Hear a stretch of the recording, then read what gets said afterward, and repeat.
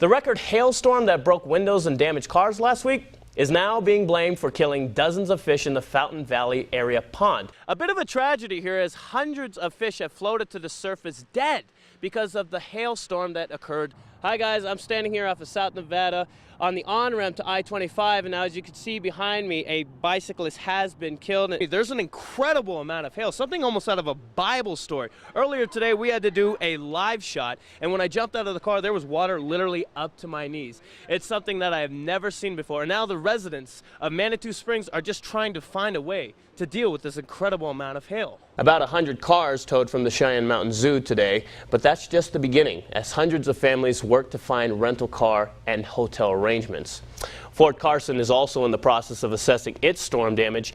Now, as you can see, I'm standing outside here off of Highway 160, which is currently closed due to the wildfires that are burning right behind me here off of the Sangre de Cristo Mountains. As you can see, La Vida is completely consumed in smoke right now off to my left and my right. When we first got here, the winds weren't nearly as strong. Right now, here's what's trending. A little girl's act of kindness is getting a big thumbs up from police. It all started after 3-year-old Gabby Esses of Blasdell in New York gave her Elmo doll to a Blasdell police officer. Now to the latest on the breaking news we brought you at 5. A shooting investigation ends with an apparent suicide attempt. Springs police were called to the area of Golden Glow View at the Villages. Hi, Scott and Lauren. I'm standing outside of Memorial Park where 26 trees have been cut down ruthlessly. Now police are trying to figure out who did this and why they would do this. The child was airlifted to a Colorado Springs hospital with non-life-threatening injuries. Now, these are just some of the fish that have floated to the surface after the hailstorm. The reason? The water simply got too cold. Well, you definitely don't see this every day. Water was coming down that street with the mud and everything, and it flooded that whole section in there with mud and hail. Hectic and eventful are certainly two words that one could use to describe the massive amounts of hail and rain that caused flooding in downtown Colorado Springs and in downtown Manitou Springs. It's been a long time since we've been hit with this much water in such a short period of time, and that became a real concern for us. And so with that, when we started looking at the drainage and what areas were going to be affected, this was one of the areas we came and looked at. Now authorities such as David Husted with the Colorado Springs Police Department and local residents are trying to put the pieces back together. And through it all, people in Colorado Springs such as Daniel Vincent seem to have a cheery attitude about the whole ordeal. It probably came from the North Pole up here. Now Highway 24 is back open after a brief blockage in traffic. Reporting live in Manitou Springs, I'm Yama'S Reel. In some places it's not as bad as we thought. In some places we've had a total loss of all of our facilities. After 1,500 destroyed power meters, Reg Rudolph, the general manager of San Isabel Electric Association, is trying his best to deal with the effects of the Springs fire. So are local fire authorities. Some of the rural counties are doing the best they can with the resources they've got, but they haven't necessarily dealt with an emergency of this scale before. Resources. That isn't something the community has a lot of right now, but even so, there are families such as the Vigil family who choose to sell snow cones to support their firefighters. Then the first day they did it, they made $120.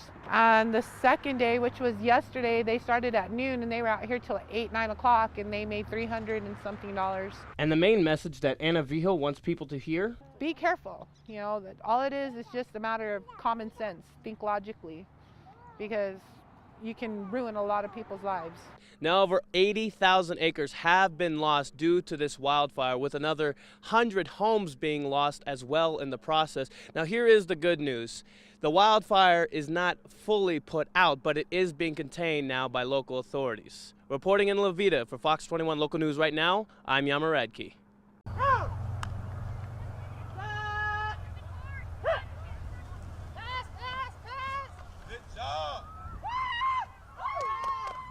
Hey, who says girls can't play football? Common misconception. They're girls. They're just out there running around, just playing for love. They're playing just because they can play, but they actually are a really good football team. And you better believe that they know what they're doing and are fully capable of handling the technicalities of football and the punishment that comes with it. Well, I get my biggest yardage through sweeps, so that's kind of like my favorite.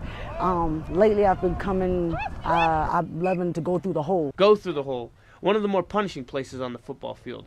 But that is the mentality for the Colorado Thundercats, an all-women's football team who are a part of the Women's Football Alliance.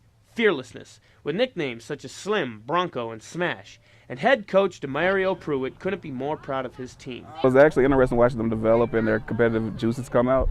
So that's probably been the most rewarding thing, actually seeing people develop. Of our 7 rookies, we had 3 make All-American, which is amazing for their first time ever playing.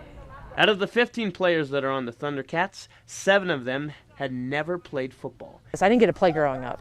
You know, back when I was younger, it wasn't really more socially acceptable, even though I could have physically. But then was then and now is now. Now the Rocky Mountain Thundercats will be heading to Arkansas to take on the defending national champs in the WFA playoffs. The Thundercats have captured 2 Colorado championships in 2015 and 2014, but are now looking to capture the national championship after making an early exit in the first round of the playoffs last year. We're pumped up. We've gotten further this year than we did last year, and we keep that in mind, and I think that helps drives us too. And Washonda Brooks has felt the benefits of being a part of a team. I went through a battlefield with these lovely girls, these lovely women, so that's what I care most about it, family. Reporting for Fox 21 News right now, I'm Yama'S Reel.